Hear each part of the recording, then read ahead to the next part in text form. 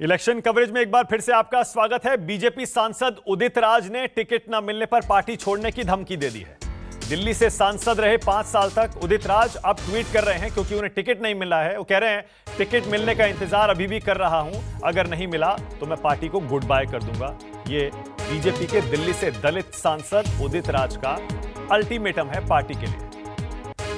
फिलहाल मेरे साथ पटना से मेरे सहयोगी जुड़ गए हैं जो कि बिहार के मतदान पर नजर रखे हुए हैं, सौरभ, और वायनाड से श्रीवत्सन।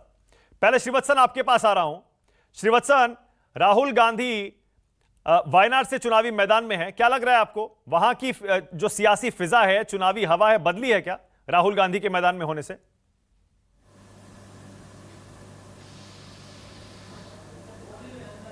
बिल्कुल केरल की सियासी फिजा बदल गई है, क्योंकि अब तक यहां पर वामपंथी का इसे गढ़ कहा जाता था, लेकिन अब सीधी सीधी जो चुनावी टक्कर है वामपंथी और कांग्रेस के बीच में आ गई है। सबसे बड़ी बात है, बंगाल और त्रिपुरा का अपना जो गढ़ हारने के बाद वामपंथियों के पास केवल केरल ही एकमात्र एक ऑप्शन था, और यहां पर भी उसे कांग्रेस के साथ साथ बीजेपी से भी लगातार टक्कर मिल रही है। जहां तक वोटिंग की बात है, सुबह 10 बजे तक करीब 10% मतदान हुआ है। लोग अभी तक धीरे धीरे घरों से बाहर आ रहे हैं। बीजेपी जहां पूरे केरल में शबरीमला की आड़ में जनता से वोट मांगने की कोशिश कर रही है, त्रिवेंद्रम सहित कुछ सीट है, 3 सीट की बात करूं, बीजेपी को उम्मीद है कि शबरीमला का इशू वह उठाकर जनता का वोट हासिल करेगी, सीट जीतेगी। वहीं वायनाड में कांग्रेस के राहुल गांधी के खड़े होने के बाद पूरे केरल में एक बार यूडीएफ मतलब कांग्रेस वाला गठबंधन, उन्होंने दमखम लगाना शुरू कर दिया है। यानी कि कुल मिलाकर परेशानी सबसे ज्यादा वामपंथी दलों के लिए है राहुल गांधी के वायनाड से चुनाव लड़ने के कारण। ओके श्रीवत्सन, नजर रखिए क्योंकि वीवीआईपी उम्मीदवार हैं वायनाड से, और आप कह रहे हैं कि वहां की सियासी हवा राहुल गांधी के मैदान में उतरने से बदल गई है। अब चल मैं बिहार के वोटिंग पर नजर डालने के लिए आपको सौरभ के पास ले चल रहा हूं। सौरभ, जरा बताइए सौरभ, आज बिहार में 5 सीटों पर वोटिंग है, कैसी चल रही है वोटिंग? सौरभ जी बिल्कुल, सुबह से ही वोटरों की लंबी कतार है। अगर सुपौल की बात करें तो निश्चित रूप में सुपौल के कुछ मतदान केंद्रों पर ईवीएम खराब हो गई थी, और वहां खुद शहनवाज हुसैन जो बीजेपी के राष्ट्रीय प्रवक्ता हैं, वह खुद कतार में लगे हुए थे। उन्हें भी परेशानी झेलनी पड़ी, उन्हें भी काफ़ी लंबा समय लग गया अपने वोट को कास्ट करने में। तो निश्चित तौर पर कुछ जगहों पर ईवीएम खराब होने की वजह से परेशानी जरूर हो रही है। लेकिन अगर बिहार की बात करें तो कुल 5 लोकसभा क्षेत्रों में चुनाव हो रहा है, वहाँ पर लोगों में या वोटरों में खासा उत्साह है, और सुबह से ही लोग काफ़ी उत्साहित हैं और कतार में लगे हुए हैं। सबसे जो इम्पोर्टेंट सीट है वह मधेपुरा की सीट है, कारण वहाँ से अगर कहें तो शरद यादव की प्रतिष्ठा दांव पर लगी हुई है। 2014 की बात करें तो पप्पू यादव वहाँ से सांसद चुने गए थे, और उस समय पप्पू यादव आरजेडी के उम्मीदवार थे। लेकिन अब एक तरीके से कहें तो कैंडिडेट वही हैं, लेकिन उनकी पार्टियां बदल गई है। पप्पू यादव अपनी पार्टी से चुनावी मैदान में है, और दूसरी तरफ शरद यादव आरजेडी के उम्मीदवार है। तो निश्चित तौर पर मधेपुरा की जो सीट है वह काफी इंपॉर्टेंट है, कारण वहां जो मुकाबला है वह त्रिकोणीय होने वाला है। सौरभ, लौटेंगे आपके पास। बिहार की 5 सीटें भी बहुत अहम हैं। अब जरा स्टूडियो में थोड़ी बातचीत हो जाए। क्या लग रहा है आपको यूसुफ अंसारी, आपकी अंडरस्टैंडिंग क्या है? क्या आज यूपी बिहार के अलावा, क्योंकि गुजरात की सारी सीटों पर आज वोटिंग है, इसके अलावा केरल की सारी सीटों पर वोटिंग है आज? देखिए, इस तीसरे चरण में कई दिग्गज तो चुनाव मैदान में हैं, जैसे कि आपने दिखाया भी है। खासकर बीजेपी की साख ज़्यादा दांव पर है, और इसमें बीजेपी के भारी नुकसान होने के आसार हैं। उसकी वजह यह है कि पिछले लोकसभा चुनाव में गुजरात में सभी 26 सीटें बीजेपी ने जीती थी, और इस बार में आप नुकसान देख रहे हैं? गुजरात में नुकसान होगा बीजेपी को, क्योंकि कांग्रेस ने असेंबली इलेक्शन में अच्छा किया। बिल्कुल बड़ा नुकसान होगा गुजरात में। और इसके अलावा यूपी में जो 10 सीटों पे आज चुनाव हो रहा है, इनमें भी 3 सीटें समाजवादी पार्टी के पास थी, बाकी 7 बीजेपी के पास थी। यहाँ भी बीजेपी को 2-3 सीटों का नुकसान हो सकता है, और कह सकते हैं कि दिग्गजों की साख इस तीसरे चरण के चुनाव में पूरी तरह दांव पर है, चाहे वो बीजेपी के अध्यक्ष हो, यूसुफ का कहना है कि गुजरात से मैं थोड़ा सा असहमत हूं आपसे। आप कह रहे हैं बहुत नुकसान हो सकता है। राजेश बादल, रश्मि, आपका कमेंट, क्योंकि गुजरात पे इसलिए आज थोड़ा ज्यादा फोकस करना है। अमित शाह, नरेंद्र मोदी, अरुण जेटली, लाल कृष्ण आडवाणी सब आज वोट डालने भी पहुंचे, और अमित शाह गांधीनगर से खुद मैदान में। लेकिन गुजरात में आप नुकसान देख रहे हैं? लेकिन मैं आपको बताऊं, मैं यूसुफ के साथ खड़ा होना चाहूंगा, क्योंकि गुजरात की जो मानसिकता है वो कारोबारी मानसिकता है। और मत भूलिए कि अभी भी जो विधानसभा चुनाव में हमने देखा था, उसमें एक कारोबारियों का एक बड़ा वर्ग था जो खफा था और जिसकी वजह से 99 पर बीजेपी आके सिमट गई थी। एक दूसरा, पार्टी ने, भारतीय जनता पार्टी ने अपना जब सर्वे कराया था तो उसमें यह आया था कि ग्रामीण इलाकों से और आदिवासी इलाकों से उसको वोट नहीं मिला है।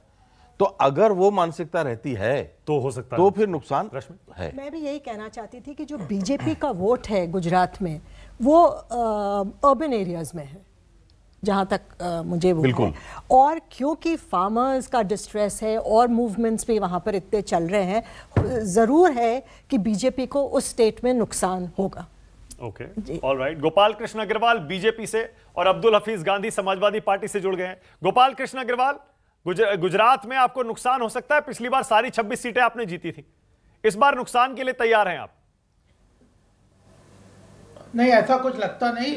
उस वक्त भी बात हुई थी जब असेंबली हुई थी कि 3 बार का एंटी इनकम्बेंसी है और गुजरात में जो हमें बहुत, हमारी सरकार नहीं बन पाएगी, लेकिन ऐसा नहीं था। गांव में और शहरों में कहा था कि जीएसटी के कारण ये दिक्कत हो गई है, ऐसा कुछ नहीं था। सब जगह से हमारा वोट परसेंटेज रिटेन हुआ था, बढ़ा ही था कई जगह पे।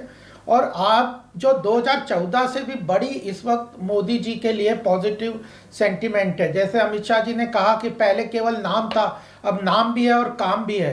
तो 5 साल का हमारा काम है और आने वाला जो अगले 5 साल है उसका स्पष्ट रोड मैप है। तो अगर इलेक्शन को आप यह मानते हैं कि जनता जागरूक है, अवेयर है, वो जानती है, समझदार है, तो फिर इन चीजों को देखेगी। और दूसरा गोपाल कृष्ण अग्रवाल, आप, मुझे पता नहीं आप ये बात कब कहेंगे, शायद थोड़ी देर में कहेंगे, मैं आपसे पहले कह देता हूं, क्या नरेंद्र मोदी के नाम पर, क्योंकि ये विधानसभा का चुनाव नहीं है, लोकसभा का चुनाव है, क्या अपने गुजराती सीएम को पीएम बनाने के लिए एक बार फिर से गुजरात की जनता आगे आएगी और विधानसभा चुनाव के नतीजों को पीछे छोड़ देगी? ये उम्मीद लगाए बैठे हैं आप?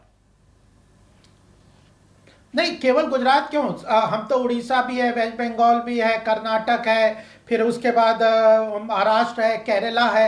इन सब जगहों पे बहुत पॉजिटिवली हम सोच रहे हैं कि दक्षिण भारत की तरफ भी हमारा बहुत आगे से बढ़ा होगा। और जो नॉर्थ इंडिया, थोड़ी देर पहले पल्लवी चुटकी ले रही थी, गोपाल कृष्ण अग्रवाल, थोड़ी देर पहले पल्लवी शर्मा बैठी कांग्रेस से, वो चुटकी ले रही थी लाल कृष्ण आडवाणी को साथ क्यों नहीं ले गए वोट डालने के लिए, अरुण जेटली और अमित शाह। लेकिन वो छोड़िए, चुटकी मत लीजिए, मुद्दे पे आइए। गुजरात में आप, लगता है आपको कि असेंबली इलेक्शन वाला रिजल्ट प्रदर्शन आप दोहरा पाएंगे लोकसभा में? बहुत स्पष्ट बात है और यहाँ पे 2 वरिष्ठ पैनलिस्ट हैं जिन्होंने ये कहा कि गुजरात के वोटर्स का एक बहुत बड़ा तबका है जो बिजनेस क्लास को बिलोंग करता है। जिस प्रकार केंद्र की पॉलिसी थी जो मोदी जी ने लागू की थी, जीएसटी से लेकर नोटबंदी तक, उन पॉलिसीज ने उस तबके को बहुत बुरी तरह अफेक्ट किया था और उसकी एक झलक दिखी थी विधानसभा चुनाव में। अमित शाह, नहीं एक मिनट, अमित शाह क्या कहते थे कि 150 सीटें आएंगी, छाती ठोक कर कहते थे कि गुजरात विधानसभा चुनाव में 150 सीटें मिलेंगी ही मिलेंगी, ये मेरा आंकड़ा है, इससे ज्यादा भी हो सकती हैं। लेकिन कांग्रेस पार्टी ने उनको 99 पे घसीटकर सिमेट दिया था। तो मुझे लगता है जो गुजरात में जो मुद्दे हैं, पानी की समस्या आज भी वहां आप कितनी सीट जीत लेंगे? गुजरात की जनता भाजपा से अब तंग हो चुकी है और ये मौका है गुजरात की जनता को जवाब देने का भाजपा की सरकार को, और वो जरूर देगी। कितनी सीटें गुजरात में आप ले लेंगे 26 में से? देखिए, आंकड़े लगाना, कांग्रेस पार्टी हमेशा कहती है कि एग्जिट पोल और आंकड़े हमारा वो नहीं है, लेकिन मैं ये कह सकती हूँ we will sail smoothly towards victory. बिना किसी रुकावट के हम आसानी से जीत दर्ज करेंगे। असेंबली इलेक्शन में तो पता है बहुमत का आंकड़ा होता है, 26 लोकसभा सीटों में विक्ट्री क्या होती है, कुछ तो बताइए ना। नहीं, लोकसभा की 26 सीटों पर जीत आप कब मानेंगे? नहीं, देखिए, आंकड़े बताना ऐसे तो हर पार्टी कहती है, हर पार्टी चुनाव में अपने कैंडिडेट उतारती है इसीलिए कि सारी सीटें जीत पाए। तो हर पार्टी यही कहेगी कि हम 26 में से 26 सीटें जीतेंगे। लेकिन देखिए, जो आंकड़ा है वो एक तरफ रहा, लेकिन ये जरूर है कि गुजरात में कांग्रेस पार्टी बहुमत से सीटें जीतेगी, 26 से 12 से भी बहुत अधिक सीटें जीतेगी। ओके, ये क्योंकि बहुत बड़ा तबका, जैसे इन्होंने कहा, फार्मर्स और बिजनेस क्लास दोनों ही, एग्रेरियन डिस्ट्रेस हमने देखा है केंद्र सरकार में कितना। गोपाल कृष्ण अग्रवाल कुछ कह रहे हैं, बोलिए गोपाल, उसके बाद आ रहा हूं अब्दुल हफीज गांधी आ रहा हूं उसके बाद। देखिए, पहली बात है, अभी पल्लवी जी ने कहा कि भाई आज जो बिजनेस कम्युनिटी है वो खुश नहीं है। एक तरफ ये कहते हैं कि बिजनेस के लिए हम काम करते हैं, आर्थिक विकास के लिए काम करते हैं, दूसरी तरफ कांग्रेस कहती है कि आर्थिक विकास के लिए नहीं करते। एमएसएमई सेक्टर और अदानी अंबानी में बहुत फर्क है। काउंटर एमएसएमई सेक्टर और अदानी अंबानी में बहुत फर्क है। आप साथ हैं या नहीं है? आप इसी कंफ्यूजन में रहते हैं। नेशनल सिक्योरिटी में आप इस टेररिज्म को खत्म करना चाहते हैं, उसके साथ लड़ाई के लिए आप साथ लाना चाहते हैं, उसको हटाना चाहते हैं। अच्छा, एक सेकंड गोपाल भाई, एक सेकंड रुकिएगा, एक सेकंड। अब्दुल हफीज गांधी बहुत देर से इंतजार कर रहे हैं। यूपी की सीटों पर भी हमारी नजर है, 10 सीटों पर आज वोटिंग है। कंफ्यूजन है। आज आजम खान का क्या होगा? अब्दुल हफीज गांधी, देखिए मानक साहब, पहले गुजरात की चर्चा चल रही थी तो मैं गुजरात पे एक चीज कहना वापस चाहूंगा अपने कि 2017 का जो इलेक्शन था विधानसभा का, वो इस मायने में जरूरी था कि केंद्र में नरेंद्र मोदी जी की सरकार बन चुकी थी, डबल इंजन की सरकार थी। माननीय प्रधानमंत्री जी ऊपर जा चुके थे, मतलब केंद्र में जा चुके थे, और फिर चुनाव हुआ था, यानी कि दो सरकारें काम कर रही थी। और उसके बाद भी आप हर्ष देखिए कि 137 से आप 99 पे आके अटक जाते हैं। यानी कि जब दोनों सरकारें आपकी हैं तब आप परफॉर्म नहीं कर पाते। जब एक सरकार आपकी थी और केंद्र में किसी और की थी तब आप परफॉर्म कर पा रहे थे। तो ये विरोधाभास है, ये कहीं ना कहीं विरोधाभास है कि माननीय मोदी जी परफॉर्म तब नहीं कर पाए जब वो प्रधानमंत्री थे। और दूसरे मैंने यूपी पर सवाल पूछा था आपसे, आप गुजरात चले गए। नहीं देखिए, मैं पूरे देश का नागरिक, देखिए मैं भी इस देश का नागरिक हूं और मैं समझता हूं कि हर जगह की पॉलिटिक्स में इंटरेस्ट होना चाहिए। तो एक पूरे काम देश करिए, में क्या चल रहा है मैं समझता हूं कि आज ये चर्चा का विषय, और चूंकि आप भी गुजरात, बंगाल में भी लीजिए, आप भी गुजरात केंद्रित चर्चा कर रहे हैं। बंगाल में फिर से चुनावी हिंसा हो गई, वहां जब कुछ होता है वहां चुप्पी साध लेते हैं। वहां भी जरा दिलचस्पी लीजिए, पूरे देश के नागरिक हैं आप, गुजरात पर बोलते हैं, बंगाल पर भी बोलिए। नहीं देखिए, पहले भी बिल्कुल बोल रहे हैं मानक जी, पहले भी मैं डिबेट में आपके साथ था और जब हिंसा हुई थी तब भी हमने कंडेम किया था। चुनावों में, इलेक्टोरल पॉलिटिक्स में या पॉलिटिक्स में चुनाव हिंसा की कोई भी जगह नहीं है। आप वोट मांगिए, कुछ भी कीजिए, लेकिन आप हिंसा नहीं कर सकते हैं। आप ये डेमोक्रेटिक सेटअप में तो वही हिंसा की कोई भी जगह नहीं हो सकती, और हिंसा चाहे बंगाल में हो या दूसरी जगह हो, वो कंडेम की जाए। लेकिन जब आवाज उठाने की बात होती है, नहीं, क्योंकि ममता बनर्जी के साथ हैं आप राजनीतिक तौर पर, इसलिए उससे ज्यादा क्या कहा जा सकता है मानक जी? देखिए, विचारधारा अलग है लेकिन हिंसा का इस्तेमाल कभी भी जायज नहीं। चलिए ठीक है, ब्रेक ले रहा हूं। ब्रेक पर जाने से पहले यूसुफ अंसारी, एक बार फिर से हैरानी हो रही है आपको, या आपको लग रहा था कि पश्चिम बंगाल में तो यही होना है इस बार? आज फिर हिंसा हुई है। छोटी मोटी हिंसा की तो गुंजाइश वहाँ रहती है और आशंका रहती है, तो उसके हिसाब से अगर देखा जाए तो मतलब मुझे कोई आश्चर्य इसमें नहीं हो रहा है।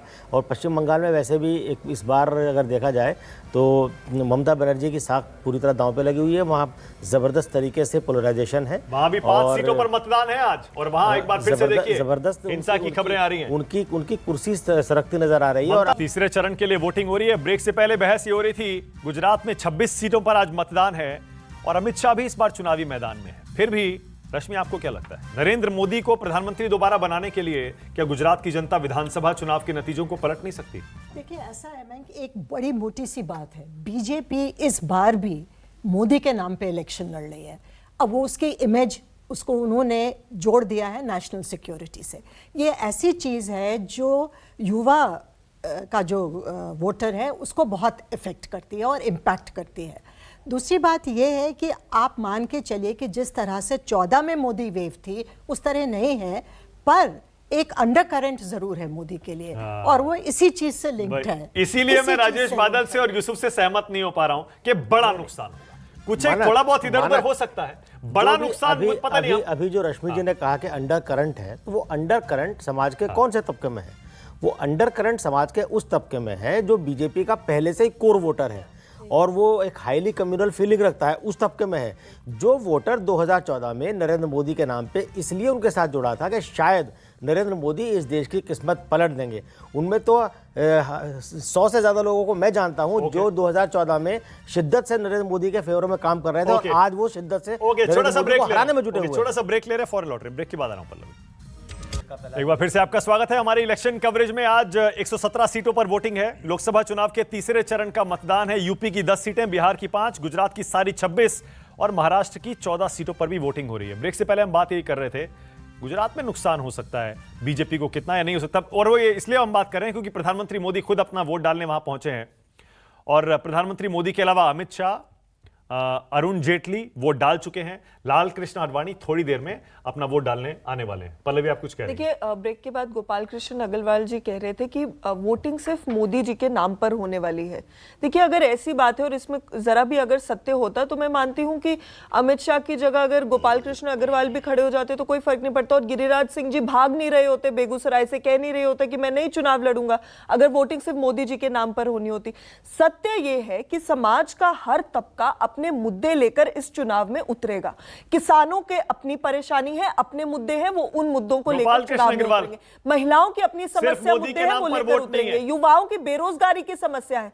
15 मिलियन नए वोटर्स ज्वाइन किए हैं इन चुनावों में, जिनकी उम्र 18 से 19 साल के बीच में है। मोदी जी के पास क्या है उनको देने के लिए? उन्होंने रोजगार की बात की, क्यों नहीं देंगे? बिल्कुल देंगे। युवा नेता है राहुल गांधी, युवा राहुल के साथ है गोपाल कृष्ण अग्रवाल। रोजगार की बात की है, मोदी के साथ नहीं है। मुद्दे को एड्रेस किया है। देखिए, राहुल गांधी जी अमेठी से भाग गए, वायनाड में केरला में चले गए, तो वो चिंता करना चाहिए।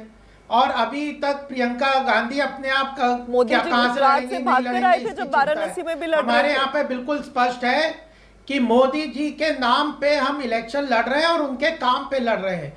मोदी सरकार है, मोदी सरकार के काम पे पूरा गिरिराज सिंह इलेक्शन जी लड़ा क्यों जा रहा बौखला गए है। थे इतना? और गिरिराज सिंह वो जी तो को 14 नहीं में भी पता बौखलाए था। थे। नहीं,